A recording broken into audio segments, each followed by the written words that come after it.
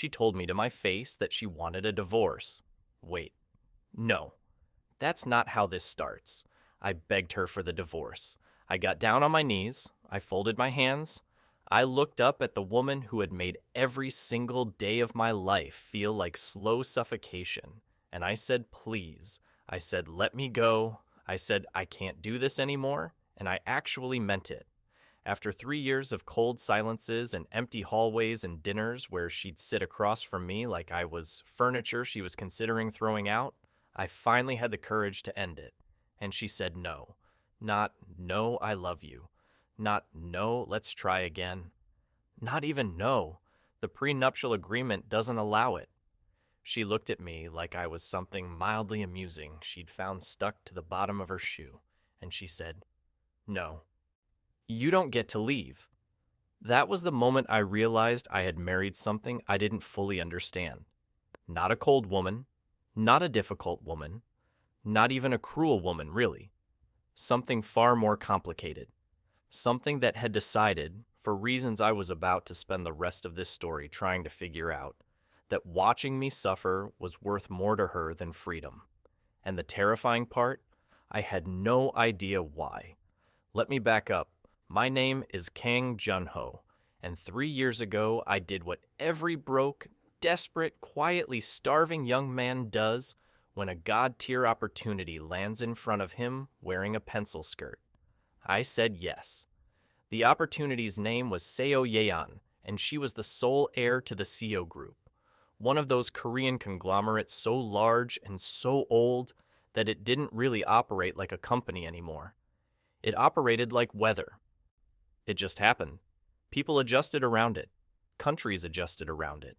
And Seo Yeon herself had grown up inside that reality, which meant she had never once in her 26 years of life needed to adjust around anyone. She was stunning. I want to be honest about that because it matters. When you talk about a woman like Seo Yeon, you can't skip the physical reality of her because it's part of the weapon. Tall, precise, bone-structured, like an architect designed her instead of biology. The kind of beautiful that doesn't warm a room. It just makes everyone in the room suddenly aware of how ordinary they look. She walked into spaces and conversations stopped. She spoke and people wrote things down. She had the specific, terrifying aura of someone who has never in their life been told no and never needed it to be otherwise. And I, Kang Junho, was a 24-year-old nobody from a mid-level family that had recently become a no-level family after my father's company collapsed under debt. Decent face, decent grades, nothing remarkable. The kind of guy you forget on the subway 30 seconds after you look up from your phone. So how did we end up married? That is the question, isn't it? The answer involves a business arrangement, a grandfather with old-fashioned values, a company in crisis, and a ceremony neither of us attended emotionally, even though we both showed up physically. The SEO group needed a marriage of convenience, something about inheritance conditions, something about the grandfather's health, something about optics during a hostile acquisition period. My family was selected because we had one thing Seo Yeon's grandfather wanted that money alone couldn't buy: a bloodline connection to an old family that commanded respect in certain traditional circles. It was transactional. It was supposed to be temporary. 2 years maximum, the lawyers said. The grandfather would be satisfied. The inheritance would transfer cleanly, and then we'd dissolve the marriage quietly and go our separate ways. That was the plan. What actually happened was the grandfather didn't die on schedule, which, respect to the man, genuinely, and the acquisition got complicated, and then more things got complicated, and somehow 2 years became 3 years, became me on my knees in the living room of the penthouse I didn't belong in, begging a woman I barely knew to let me have my life back. And she said no. The first year of the marriage, I tried. I know that might be hard to believe, but I did. I came from a family that believed in things, in effort, in doing what you said you would do. My mother raised me with this philosophy that even when circumstances are what they are, you show up well. You make the best of it. You find the grace in the obligation. So I found myself doing small things. leaving coffee on her desk in the morning. She drank it black, no sugar, and I learned that in the first week. I'd say good morning when she walked past. I'd ask about her day at dinner, which she ate precisely and silently, like meals were maintenance procedures rather than experiences. I'd try a joke occasionally, not because I thought it would work, just because silence, when it's that deliberate, starts to feel like a physical pressure after a while. And jokes were the only tool I had. She never responded to the jokes. She never really responded to anything. She would look at me sometimes, this long, measuring look, and then go back to whatever she was doing, like I had been evaluated and filed. It wasn't cruel exactly. It wasn't angry or hostile. She never insulted me, never raised her voice, never made me feel unwanted in the loud, dramatic ways that would have been easier to deal with. It was just nothing. A specific, engineered nothing. Like she had decided at some point before I even arrived that I was a condition of her existence to be managed, not a person to be known. By the end of the first year, I'd stopped trying. By the end of the second year, I'd stopped feeling. By the middle of the third year, I'd started counting. And then one Tuesday evening in November, after she'd walked past me in the hallway without so much as blinking in my direction, something in me just broke clean. Not dramatically. Not with shouting or crying. Just snap. Like a wire that had been under tension for too long and finally gave. I sat down. I found a lawyer who specialized in high-profile divorce cases. I had 3 consultations in secret, and then I walked into the study where she was working at 11 o'clock at night, and I told her I wanted out. She put her pen down. She looked at me. And in that particular silence, I allowed myself 1 second of hope. The irrational thought that maybe she'd agree, maybe she'd even be relieved. Maybe we could both just stop pretending this was something it never was. "No," she said. I blinked. "What do you mean, no?" "I mean no. This marriage continues." Seo Yan. I kept my voice level. I was proud of that. The original arrangement was 2 years. It's been 3. The grandfather is still alive and aware of our situation. The acquisition is ongoing. There is no legal mechanism, I said carefully, that prevents either party from filing for divorce. She picked up her pen again. "File if you want. See what happens." I didn't know what that meant. I found out later. What it meant was this. The Seo family had, in the 3 years since our marriage, quietly and systematically made sure that my professional trajectory, my family's remaining financial recovery, and every opportunity I had been given during this period was tied, invisibly but thoroughly, to the continuation of this marriage.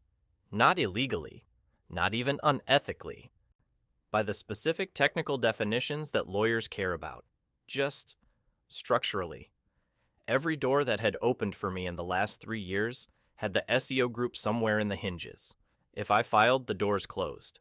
Simple as that. When my lawyer laid this out for me, he used the word elegant.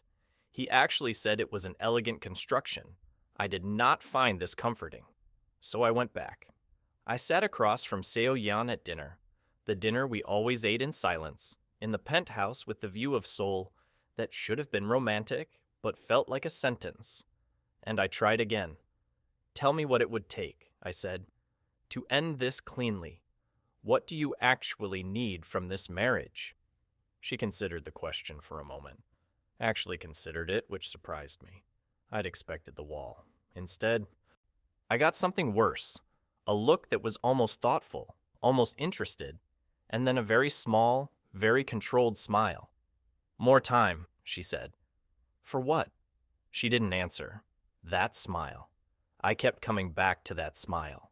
There was something in it I couldn't name. Not amusement exactly, not cruelty exactly, but something adjacent to both.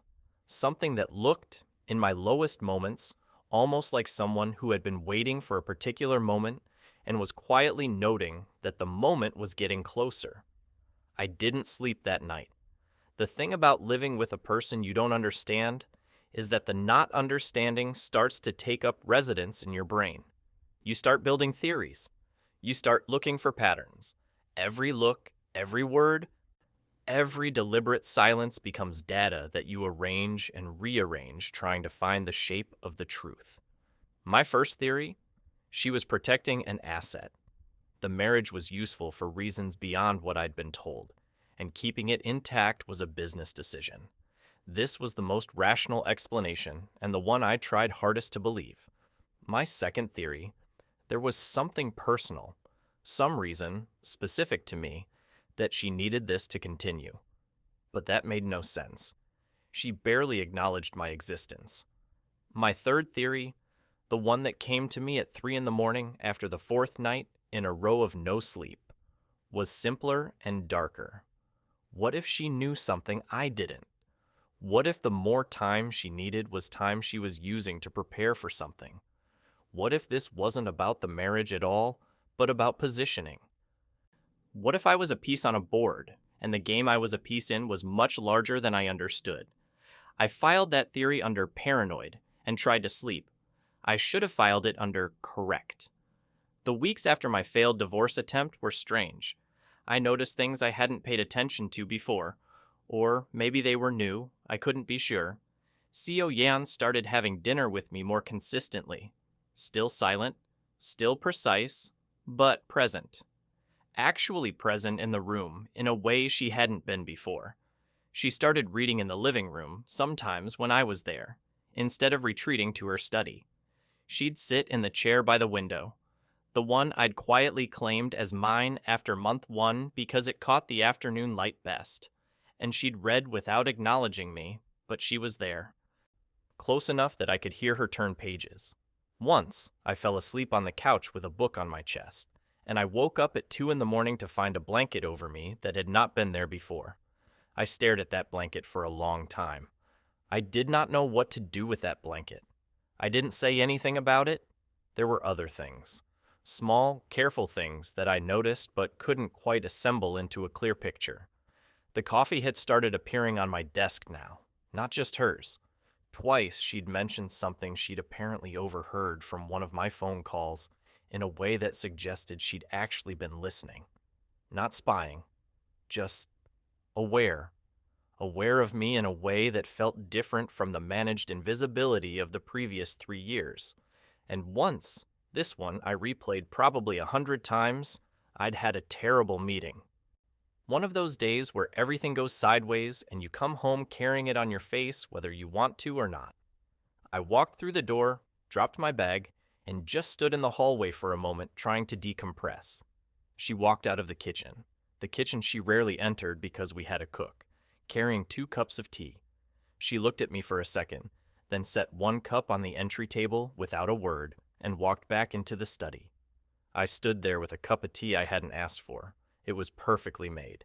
I don't know how she knew how I took it. I'd never told her. I'm telling you this not because it's romantic. I'm telling you this because these were the breadcrumbs that were confusing the hell out of me. And I need you to understand how confused I was, because what happens next requires that confusion to make sense. So let me tell you what I did with my confusion. I made a mistake. There was a woman at my company. Her name was Park Min-jung. Ambitious, warm, very clever, and for reasons I now understand were deeply strategically motivated, suddenly very interested in me. She'd seen the news coverage of my marriage to Seo Yan. She knew who my wife was, and I think, this is my reading of it, post-events. She thought that a man trapped in a cold, strategic marriage to the country's most terrifying heiress might be an interesting angle for her own purposes. At the time, I just thought she was kind. She laughed at things. She asked how my day was and actually waited for the answer. She was easy and warm in the way that someone who had been living in emotional permafrost for 3 years would find dangerously appealing. Nothing happened between us. I want to be clear about that. We had lunch a few times. We had one dinner with a group of colleagues that ran later than expected, and I got home past midnight. And when I walked in, Seo Yan was sitting in the living room with every light on, and her face was, I don't have the right word for it, still, controlled. But something underneath the stillness that I had never seen before. "You're late," she said. I know, I should have. Who were you with? The question landed differently than I expected. Not suspicious in the aggressive, accusatory way. Careful, like she was asking something that mattered and was choosing precision over volume. I told her. The dinner, the colleagues, the time that got away from us. She looked at me for a long moment. Then she nodded and went to bed. I should have known then. I almost knew then.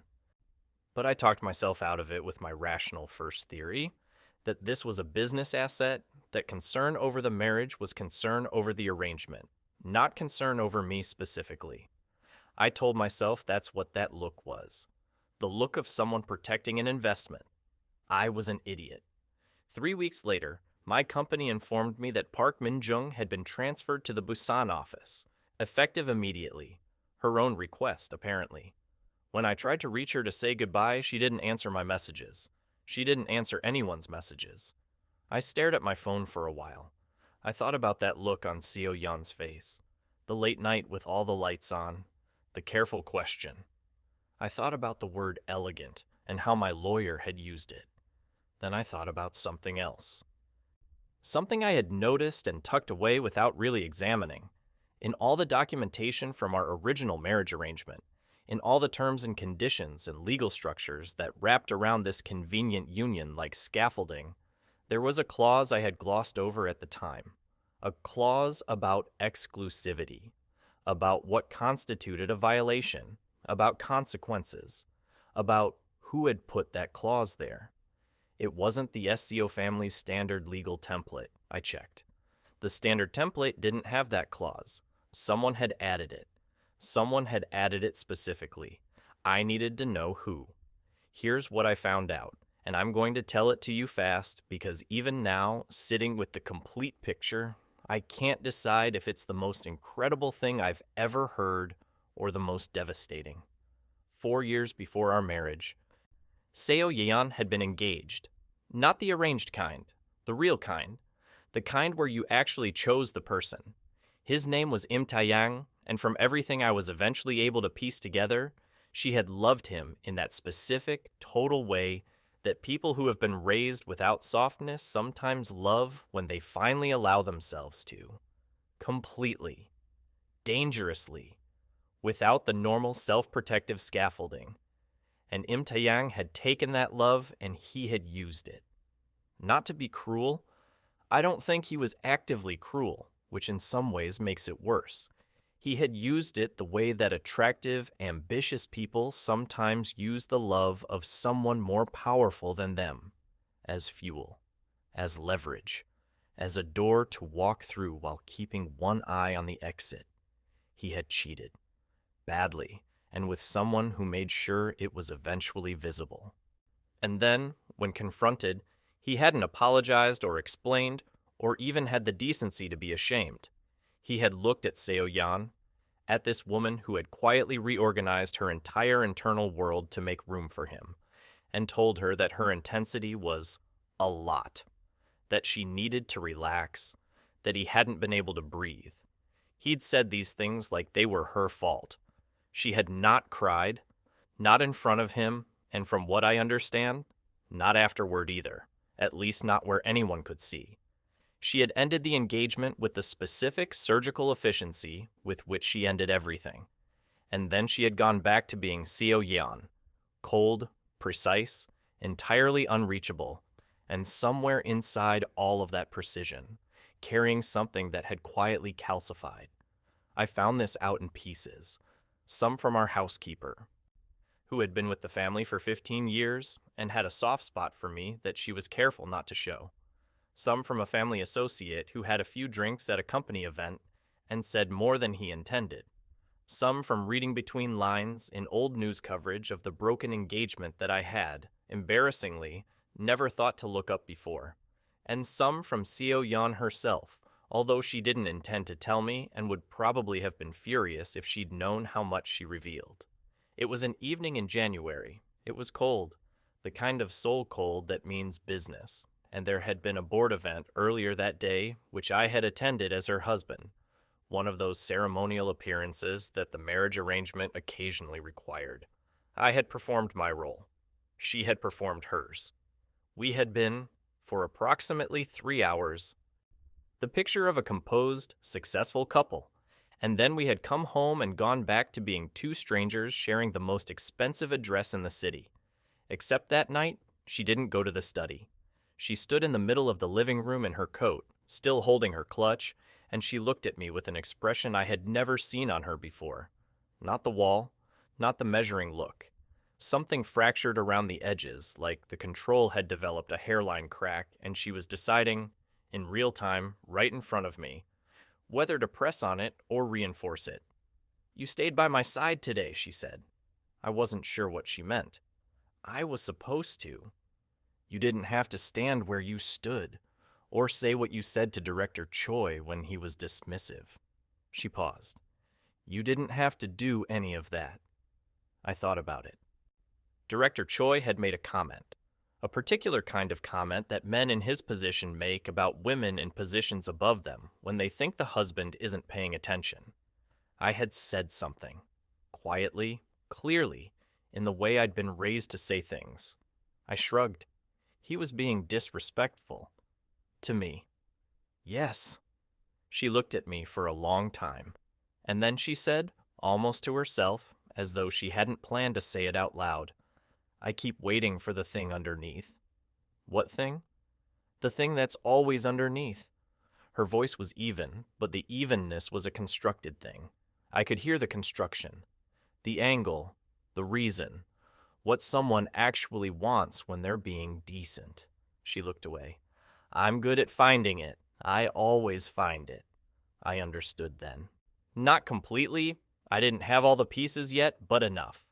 I understood what I was looking at. Not coldness, not indifference. Something that had been built out of indifference, by someone who'd learned the hard way that warmth was where you got hurt. I said very carefully, "What if there's no thing underneath?" She looked back at me. Just looked. Then she went to bed. I stood in the living room for probably 20 minutes after that, putting pieces together that I should have assembled months ago. She didn't let me leave because she was afraid. That was the truth I'd been circling for 3 years without being able to land on it. Not afraid in the conventional romantic sense. Afraid in the specific way that someone is afraid when they've been very badly hurt in a way that felt like proof of something. Proof that they weren't safe, that warmth was dangerous, that the thing they'd let themselves want had been used to take from them, and they've built an entire architecture around never being in that position again.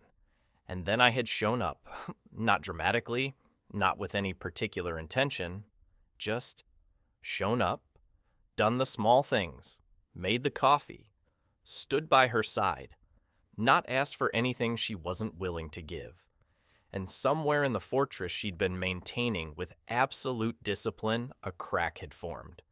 She didn't let me go because letting me go was terrifying.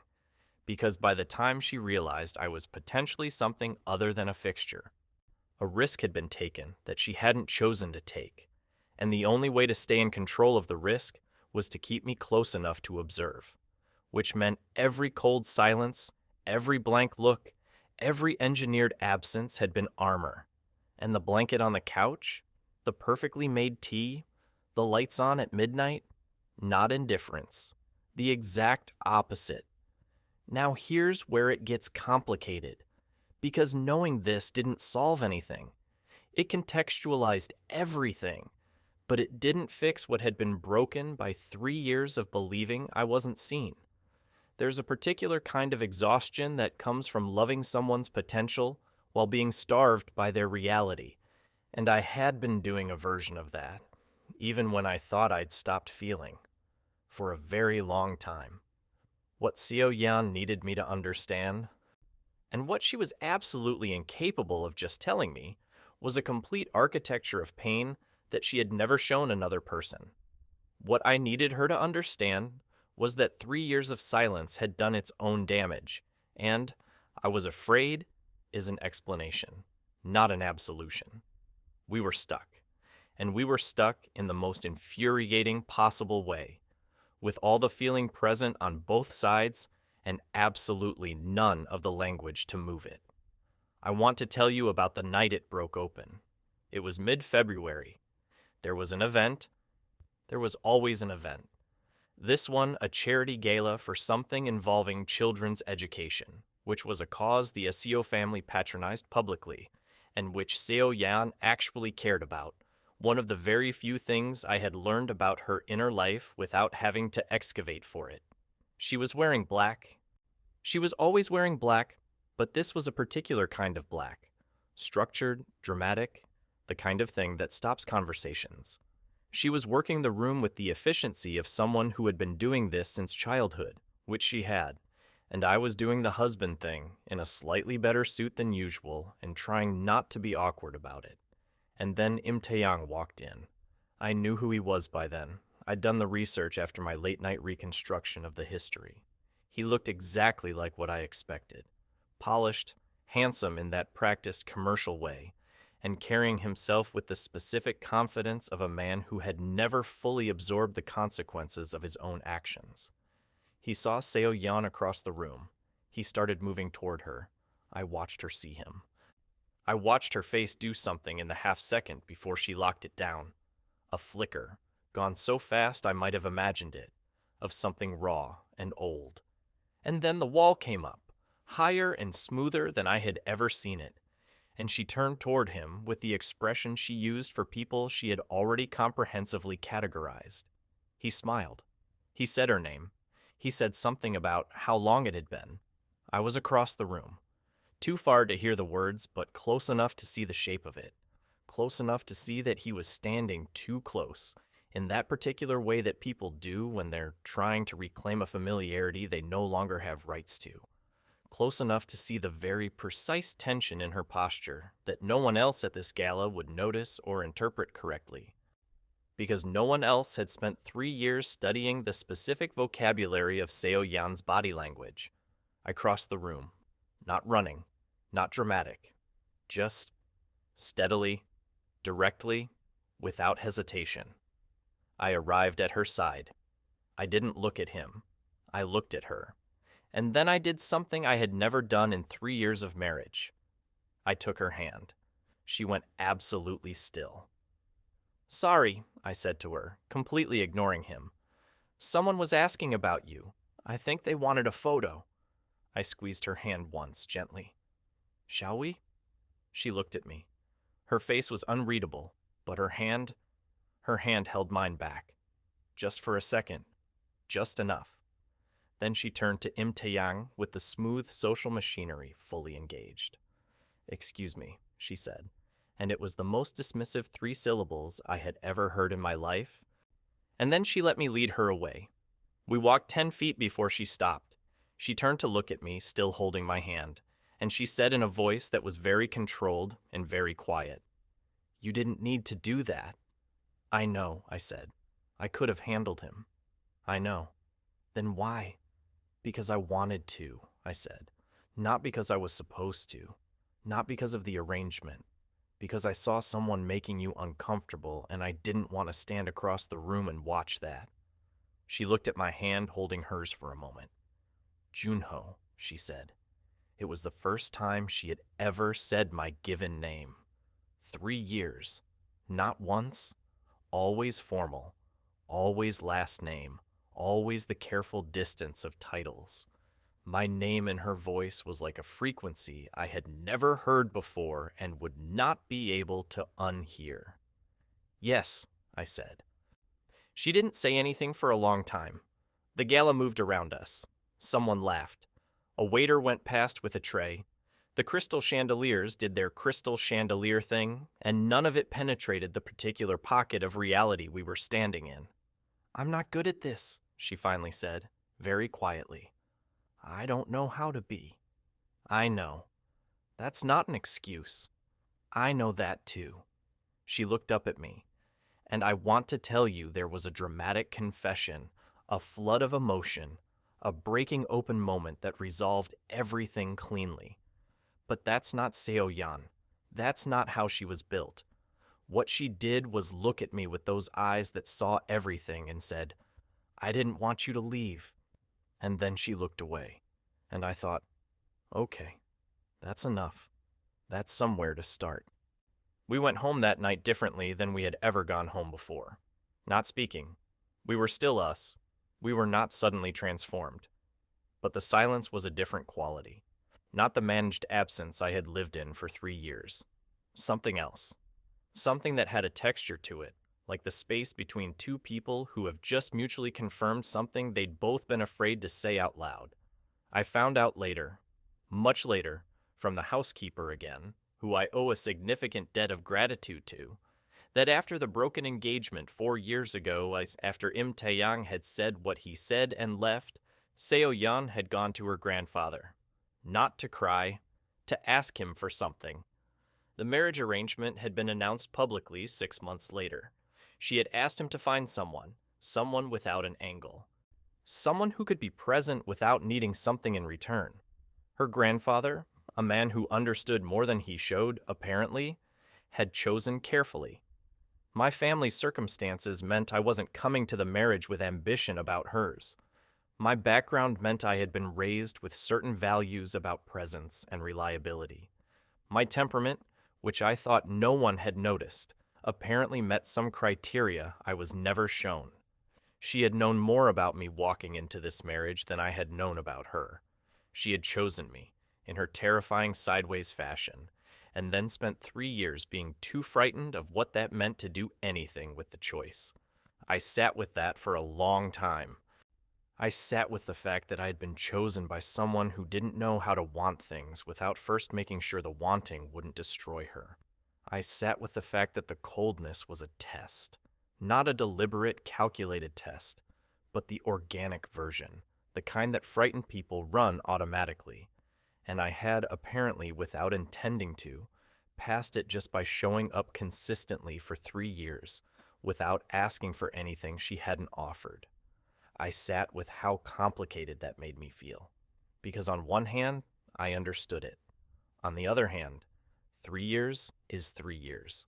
And the person you've been told you are by someone's treatment of you leaves marks. So I want to tell you there was a honeymoon period after the gala, a warming, quiet breakfasts, conversations that lasted past 10 minutes, things that looked, from the outside, like the beginning of something real. And there was some of that. There genuinely was. She started talking to me in the mornings, short sentences first, observations, logistics, the weather and the dry way she had, and then, slowly, occasionally, things that were actually personal, an opinion, a memory. Once, a story about her childhood that made me understand the precision of her, in a way that immediately made me furious on her behalf and sad for her at the same time. But there was also this. She was still Seo Yun, and Seo Yun, even warming, even cracked open at the edges, did not stop being a specific kind of terrifying. She didn't transform into softness. She remained precise, controlled, demanding of herself and everyone around her. And periodically, she would say or do something that pushed me back to arm's length, with no warning and no explanation, and I would have to figure out whether this was the old wall or just who she was. Half the time it was both. There was a week in March where we had what I can only describe as a fight that wasn't a fight. Not a yelling fight. We were constitutionally incapable of a yelling fight. It was more like a sustained disagreement conducted entirely in full sentences and sub-zero temperatures. It had started over something trivial, a comment I made about a decision she'd made at work that I shouldn't have had an opinion about. And it had escalated into something much larger, something about space and autonomy and what this marriage was now versus what it had started as, and what either of us were allowed to expect from the other. She said at one point, with the precise flatness that was her version of heat, "You don't get to suddenly have expectations because you held my hand at a party," I said with my own controlled version of frustration. I had expectations the moment I signed a marriage certificate. I just stopped expressing them because expressing them was pointless. Silence. "You want to leave," she said. "I wanted to leave 3 months ago. I'm still here. Because you have no choice. Seo Yan. I looked at her directly. The options I had 3 months ago are the same options I have today. I could make things difficult for both of us and force a dissolution. You know that. I know you know that. I'm still here because I chose to be, not because I can't leave. She was very still. Why? She said. Not a question exactly. Something harder than a question. I thought about the blanket, the tea, the lights on at midnight. 3 years of breadcrumbs that I had finally assembled into a shape. Because something changed, I said. I don't know when exactly, but it changed, and I'm not willing to leave without finding out what it is. She looked at me for a very long time with that face I had spent 3 years studying, and then she said something I absolutely did not expect. I'm afraid of it. Just that. Nothing elaborated. Delivered like a statement of fact, which for her it was. She was reporting a truth with the same precision she brought to reports and decisions and the management of her entire life. I know, I said. I've been afraid of it for a long time. I know that too. She turned back to the window. The Seoul skyline did what it always did in the evenings, lit up in that particular way that makes it look like someone scattered embers across the dark. She watched it for a while. I don't know how to do this, she said, whatever this is. Neither do I said. We could figure it out. A pause. You're irritatingly patient, she said, and it came out slightly different than her usual precision, a shade warmer, almost something resembling dry affection. And I recognized it, suddenly and completely, as the closest thing to a term of endearment she was currently capable of. I almost smiled. I didn't, because she would have hated it. You're irritatingly opaque, I said. Something happened at the corner of her mouth. Not quite a smile. An acknowledgement. A concession. We weren't fixed. I want to be clear about that. We were two people who had been locked in a complicated, emotionally expensive stalemate for 3 years and had just barely, cautiously, lowered 2 of the weapons. That's not healed. That's not a love story.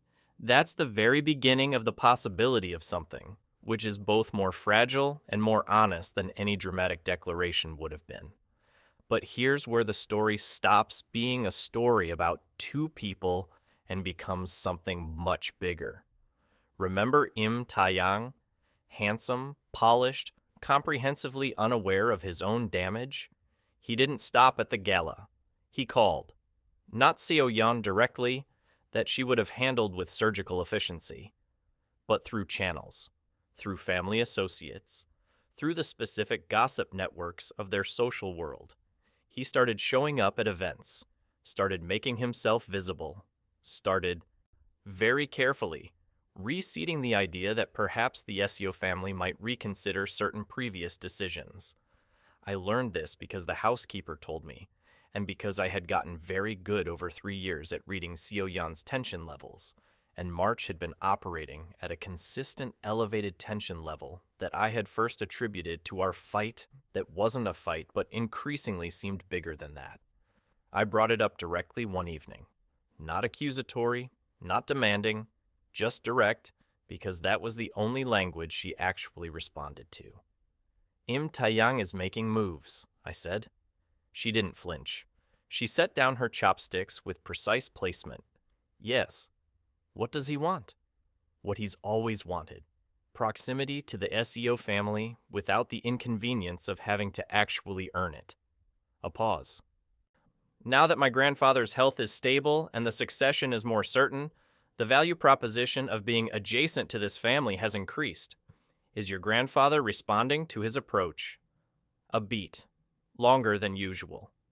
My grandfather, she said carefully, has certain nostalgic feelings about what he considers to be things that could have gone differently. Which meant yes. Her grandfather was entertaining it. I processed this. Seo Yeon, does Im Taeyang think he can actually... He thinks many things, she said. Most of them reflect a consistent overestimation of his importance and an underestimation of mine. But if your grandfather... My grandfather does not own my life. Flat. Final. But with that hairline fracture edge, I now knew how to identify. He has never owned my life. He has influenced the conditions of it. There is a difference. I looked at her. She was looking at her food with the precision of someone who was controlling a very large thing by focusing on a very small one. I'll handle it, she said. And here's the thing about Seo Yeon. When she said she would handle something, she meant it with a totality that should probably have been alarming, but was, after 3 years, something I had learned to respect. She did not make promises lightly. She did not say things she didn't mean. Whatever handling this looked like, it was going to be complete. But the part I didn't account for was that handling it involved her grandfather directly, which meant it involved a conversation about the marriage. Our marriage, its status, its legitimacy, what it actually was versus what it had started as. And that conversation had unintended consequences. 2 weeks later, I came home to find Seo Yeon standing in the center of the living room, coat still on, face doing the thing, all the lights on. Not midnight this time, 7 in the evening, but the same energy. My grandfather wants to meet with you, she said. I stopped. Alone? Yes. About what? She looked at me with an expression that was, and I cannot stress this enough, given everything I had learned about her face. Genuine anxiety. Controlled, yes. Managed into near invisibility, yes. But there. He wants to assess whether this marriage is real, she said. He has been told things, by people with motivations. He has questions. What kind of questions? The kind that require honest answers. A pause. He is not a man who is fooled by performance. He never has been. I understood what she was telling me. She was telling me that she couldn't coach me, couldn't control the conversation, couldn't place the pieces where she wanted them. The one person who had always known exactly where the levers were, and in this meeting, the levers were outside her reach. Are you worried? I asked. She didn't answer immediately. Then, he will ask you why you're still here. And what should I tell him? She looked at me. And for the first time since that night at the gala, and more openly than the gala, more directly than anything that had happened between us before, she let me see it. The thing underneath the wall, the thing that Im Tae-yang had apparently missed entirely, the thing she had built the whole architecture to protect. The truth, she said. Whatever that is. I met Seo Yeon's grandfather on a Thursday morning in his private office in the old family house in Seongbuk-dong. He was 83, small, and so completely unimpressed by everything around him that it created its own kind of gravity. He had the eyes of someone who had watched a century of people try to perform for him and had developed, over decades, an allergy to performance. He poured tea himself. He didn't ask my preferences. He sat across from me and looked at me with those ancient, undeceivable eyes and said simply, "Tell me about my granddaughter." I thought about this. Not what to say. What was true? She makes coffee before anyone else wakes up, I said. She reads in the chair by the window when she wants to think but can't make herself go to the desk. She says a thing is fine when she means it's not fine and expects you to know the difference. She is the most disciplined person I have ever met, and it costs her more than she lets anyone see. He listened. She is afraid, I said, of specific things. She manages the fear by managing everything else, which means the things she can't manage are the things that frighten her most. A pause. She didn't let me leave, I said, because I was one of the things she couldn't fully manage. And I didn't leave because I looked up one day and realized, too late, probably, that I didn't want to. The old man was quiet for a moment. Im Tae-yang is a fool, he said. Just that, conversationally. Then he sipped his tea. Yes, I agreed. I am occasionally also a fool, he said. Less often, but it has happened. He set down his cup. My granddaughter didn't choose her first engagement. She chose you. I helped her choose the pool, But she chose. I thought at the time she was choosing badly. I have since reconsidered. I sat with this. She chose the specific kind of person who wouldn't need anything from her that she wasn't ready to give, he continued. And then she spent 3 years testing whether that was true and punishing both of you for her own fear. This is not ideal, but it is hers. He looked at me. The question is what you do with it, he said. I'm still here, I said. Yes. He studied me. Why? I thought about it for real. Not the polished answer. The actual answer. Because I think she's worth knowing, I said. And I don't think most people have gotten to know her, and I don't think she's had many people who wanted to.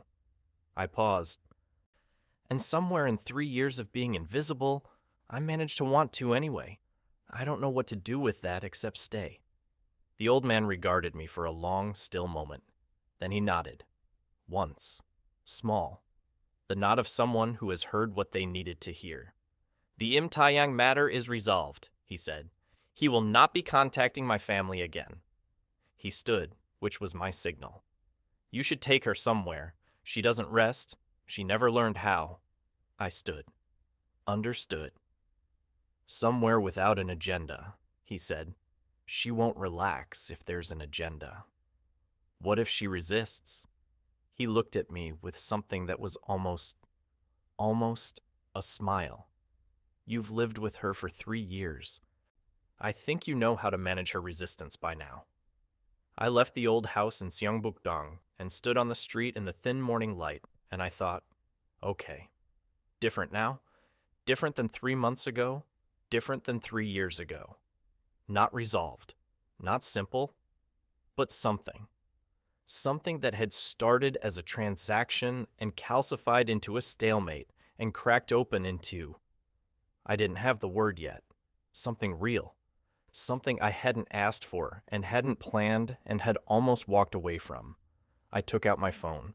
I sent Seo Yan a message. Just 3 words. Pack a bag. 3 dots appeared. Then they disappeared. Then they appeared again. This took approximately 1 minute and 40 seconds, which for Seo Yan was basically the equivalent of an extended internal crisis.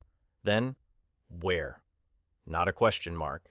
Not Seo Yan. A statement that was also a demand. Somewhere without an agenda, I said. Longer pause this time. You spoke to him. Yes. He told you to do this. He suggested it. I'm choosing it. The dots again. Disappearing. Reappearing. Seo Yan's version of visible deliberation. Fine, she said eventually. I stared at that fine for a while and then did something I hadn't done in months. I smiled, not because fine was romantic or promising or any kind of dramatic declaration, because I knew what it meant, because I had gotten very good at the language, and in the language of Seo Yan, fine, after 90 seconds of visible deliberation meant, yes, and I'm admitting less about why than is fully accurate. We went to Jeju Island. 2 days. No events, no schedule, no SEO group business. She brought a bag that was probably the most efficiently packed bag in the history of human travel. And she looked at the ocean in a way I had never seen her look at anything. Not analyzing it, not assessing it, just looking. She talked more than she had in 3 years combined. Not about feelings. That was still several evolutionary steps ahead of where we were. But about things. The ocean. A book she'd been reading. Something her grandfather had said to her when she was 12 that had shaped the way she thought about risk. Small windows into the internal life of a person who had been all exterior for as long as anyone around her could remember. I listened. I asked questions when they fit. I let silences be silences instead of trying to fill them. On the second evening, we were sitting on the hotel terrace watching the sun do its thing over the water, the specific orange and pink that Jeju does better than anywhere. And she said, without looking at me, with the careful precision of someone laying something down that they'd been carrying a long time, I'm sorry. I didn't say anything. For 3 years, she continued, for the way I treated you, for using the marriage structure to keep you from leaving when I had no right to do that. A pause. I was aware that it was wrong. I told myself it was business. It wasn't business. I looked at the water. It was selfish, she said, and unkind. And I'm aware that sorry doesn't undo 3 years. No, I said, it doesn't. But I am. I thought about everything. The invisibility and the coffee I hadn't asked for. The blanket and the cold silences. The midnight lights on, and the tea made perfectly in a way she had no right to know how to make. The word fine that took 90 seconds. Im Taeyang and his practiced handsomeness and the crack he'd left in a person who deserved so much better than to have been cracked that way. I know, I said. I believe you. She was quiet for a moment. That's, she started. I'm not done, I said. She stopped. 3 years made marks, I said. I'm not going to pretend they didn't. I don't hold them against you. I understand now more than I did. But I need you to understand that the understanding doesn't erase them. We're starting something that should have started a long time ago, and we're starting it with damage in it. That's fine. That's just what's true. But I need us to be honest about that. A long silence. I know, she said. Can you do honest? I asked. Not challenging. Actually asking. She turned to look at me, and this time the look wasn't the wall or the measure or the managed distance. It was just her. Whatever she actually was underneath all the architecture. Careful and complicated and real. I'll try, she said. Not a promise. Not a guarantee. An honest answer from someone who didn't make promises lightly, which meant the trying was as solid as a promise from anyone else. Okay, I said. We watched the rest of the sunset. She didn't hold my hand. She sat close enough that our shoulders were almost touching, which for Seo Yan was, I had come to understand, essentially equivalent. I didn't push it. I didn't need to. Here's the thing nobody tells you about the stories that end like this. The ones with the frozen fortress and the thawed edges and the slow, expensive work of becoming real to each other. They don't arrive at a moment where everything is resolved and the credits roll. They arrive at a moment where the work is just starting with better conditions, where two people look at each other and agree, in their specific private language, that whatever this is and whatever it costs, they're going to show up for it. That's not a destination. That's a decision. And Seo Yan, for all her coldness, for all the 3 years of walls and tests and engineered distance, Seo Yan was, I had learned, a person of absolute decision. When she decided something, she did not half do it. When she said try, she meant she would take that try apart and put it back together until it worked, or she understood why it didn't. I thought about that.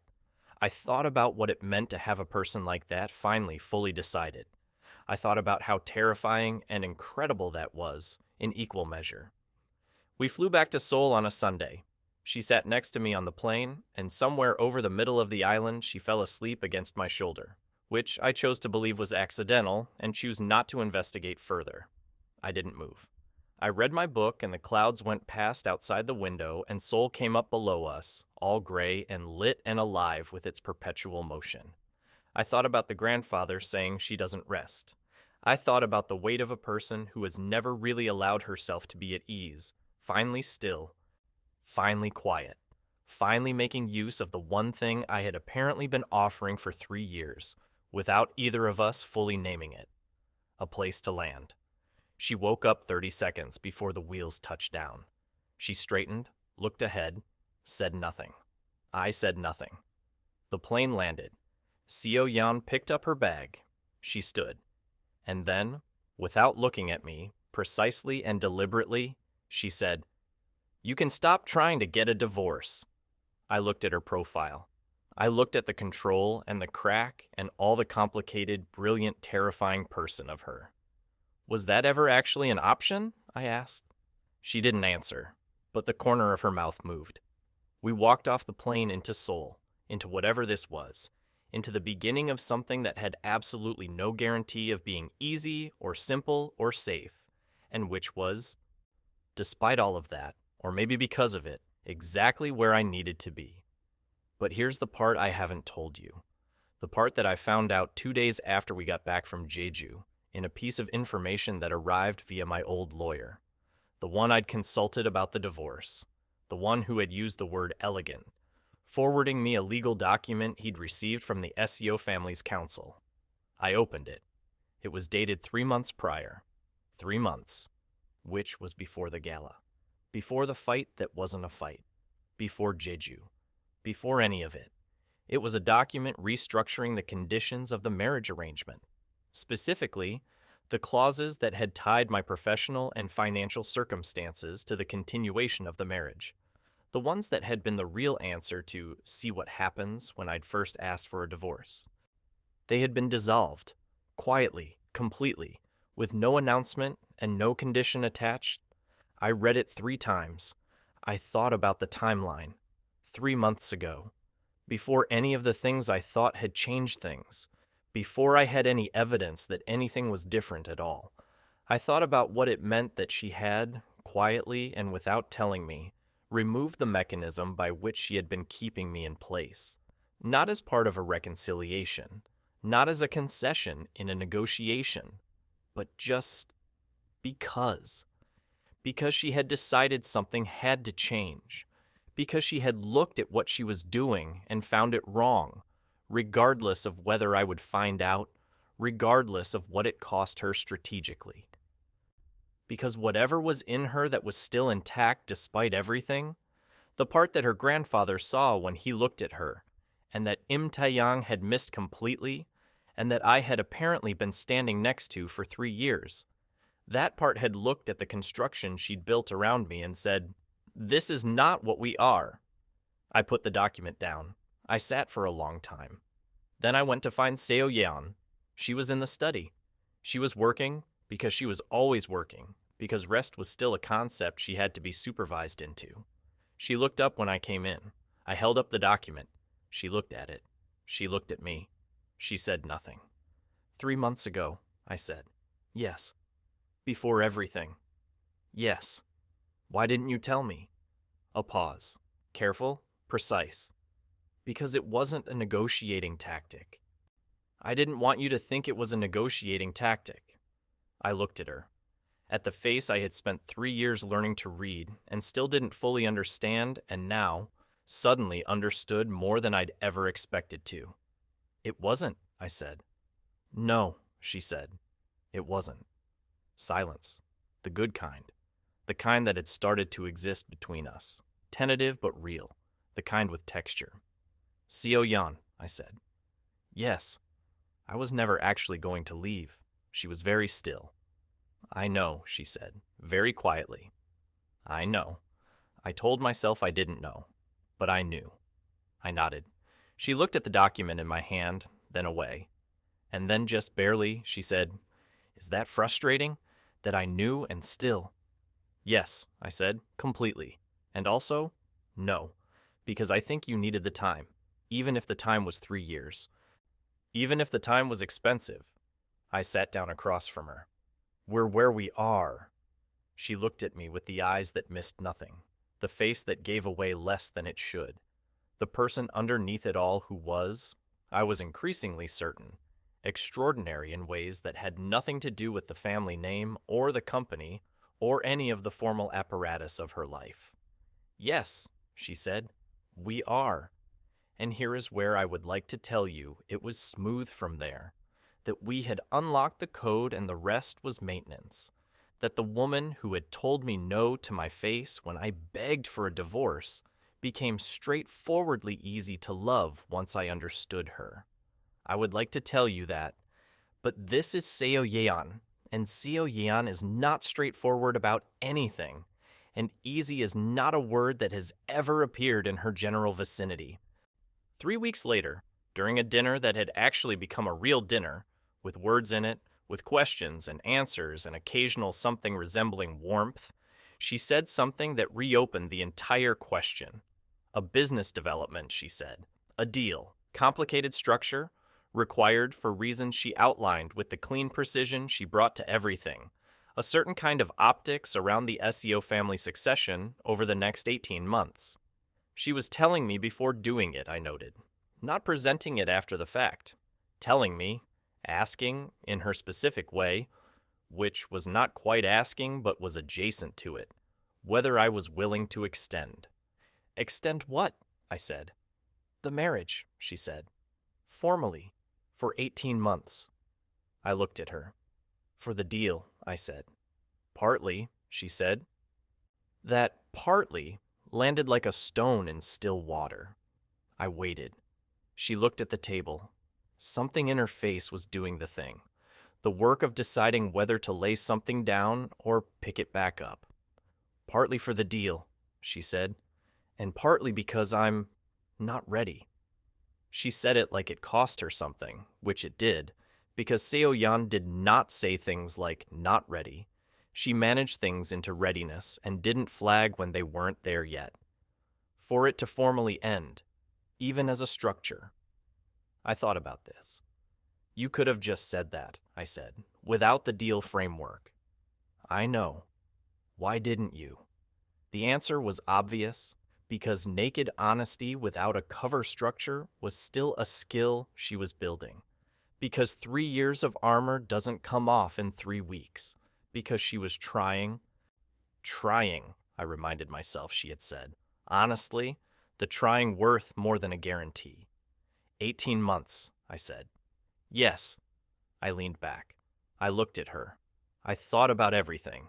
The entire ridiculous, expensive, complicated, occasionally maddening, increasingly real thing that had been these 3 and now almost 4 years.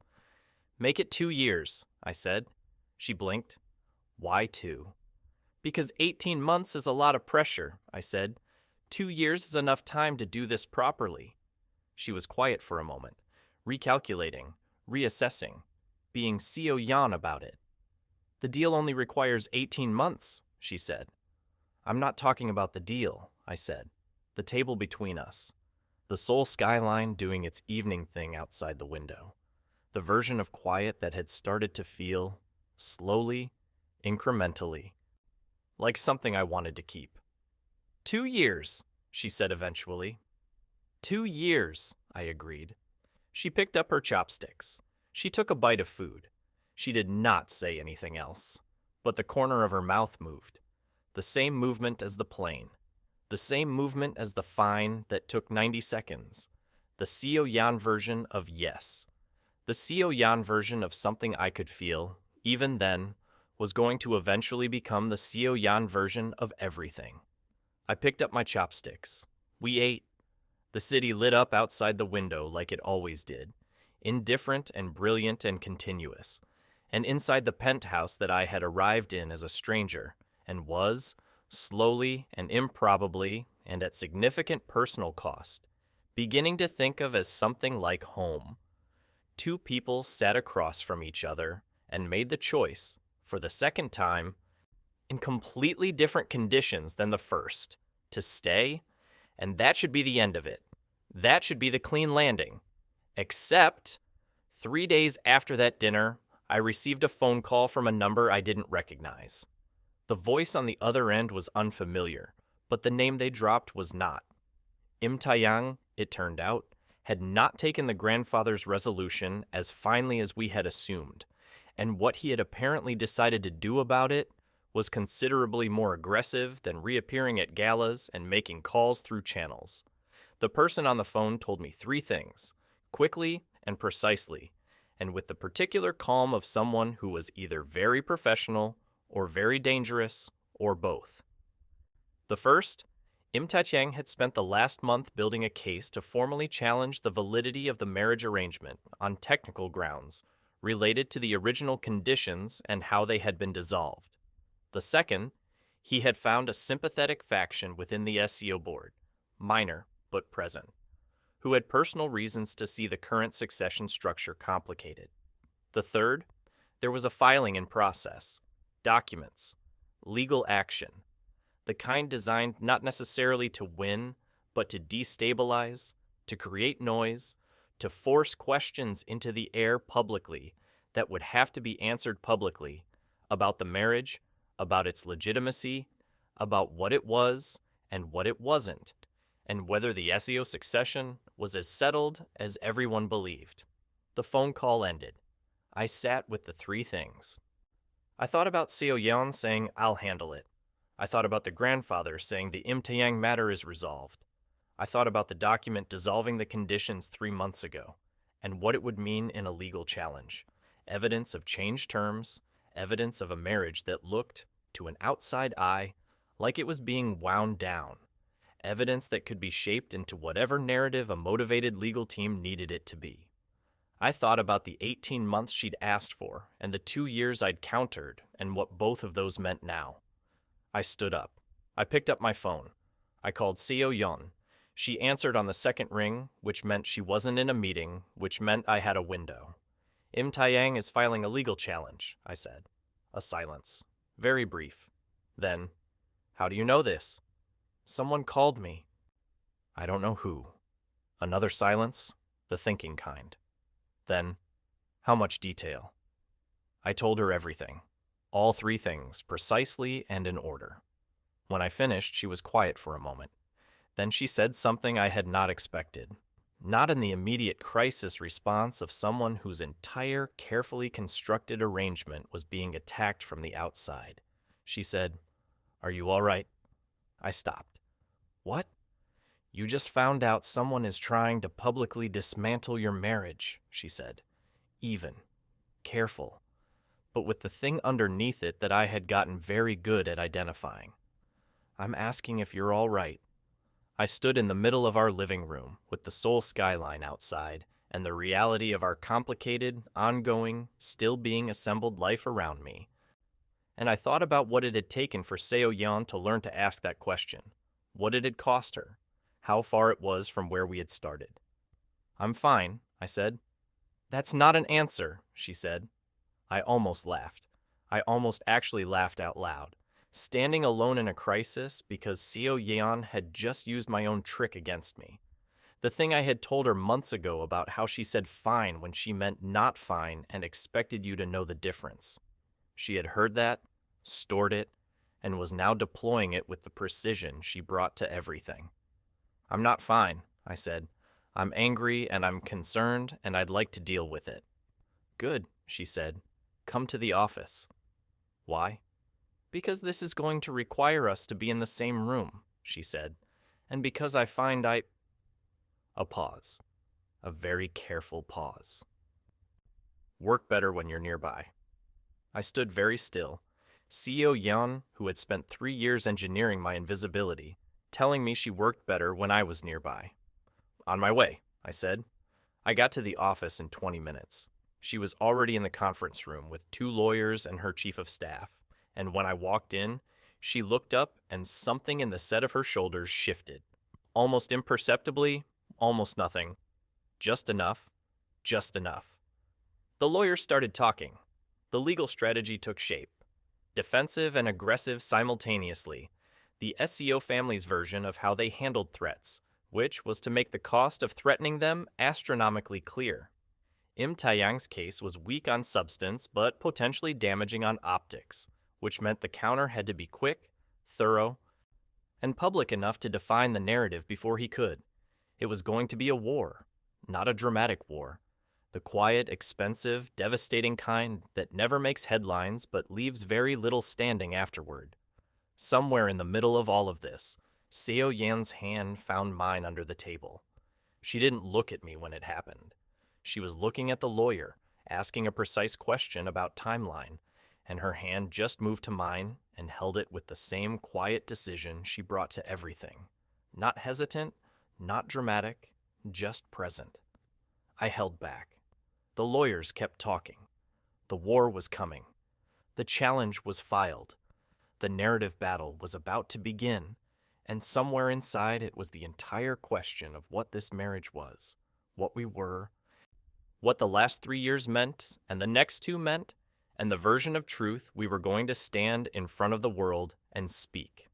And sitting in that conference room with Seoul, spread out behind the glass and her hand in mine, and 3 years of everything behind us, I thought about what the truth was. It was this. I had begged a cold billionaire for a divorce. She had said no.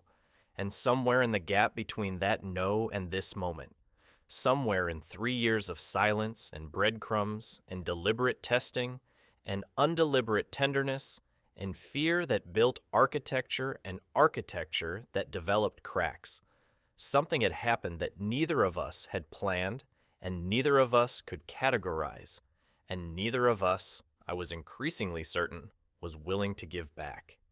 The truth was not simple. It was not clean. It would not be easy to present to a board or a courtroom or a public that preferred its love stories without complications, but it was ours. And Seo Yan's hand was in mine, and her hand said, "We are dealing with this together, and I do not let go of things I have decided to hold." The lawyers were still talking. The war was still coming, and I thought, let it come. Because Im Tae-yang, with all his Polish and his practiced charm, and his fundamental failure to understand the woman he had cracked and left behind, Im Tae-yang had made the most expensive mistake of his life when he decided to come back. He thought he was challenging a convenient arrangement, a paper marriage, a business construction that had outlived its utility. He had no idea what he was actually walking into. He had no idea that somewhere in 3 years of careful invisibility and terrible silence and small deliberate kindnesses and one blanket on one couch and tea made correctly without being asked, the inconvenient, unplanned, unscheduled truth had arrived and installed itself and had absolutely no intention of being legally challenged out of existence. He thought this was a business dispute. He was going to find out it was something else entirely. And Seo Yan, precise, terrifying, ice architecture building, hand-holding Seo Yan, was about to show him exactly what it looked like when she decided to fight for something she wanted. Last time she hadn't fought. Last time she had retreated into the fortress and built the walls higher. But that was 4 years ago, and she was different now, and I knew, I absolutely knew, sitting in that conference room with her hand in mine, that the version of Seo Yan who was about to walk into this battle was not the woman who had been hurt into silence. This was the woman who had learned, slowly and expensively, and on her own terms, how to want something without it destroying her. This was the woman who had, 3 months before telling me, quietly removed the mechanism that kept me here. Not because she was ready for the consequences, but because it was wrong, and she knew it was wrong, and doing the wrong thing had finally become more intolerable than the fear. Im Tae-yang had no idea who he was dealing with, and honestly, neither had I until right now. The lawyer asked a question. Seo Yan answered it, sharp, clear, complete, without releasing my hand. And something that had been tight in my chest for 3 years, the specific tension of a person who has been waiting to matter to someone, actually matter, in the way that is not transactional or convenient but just true, loosened, just slightly, just enough. The war was about to start. We were ready. We eyes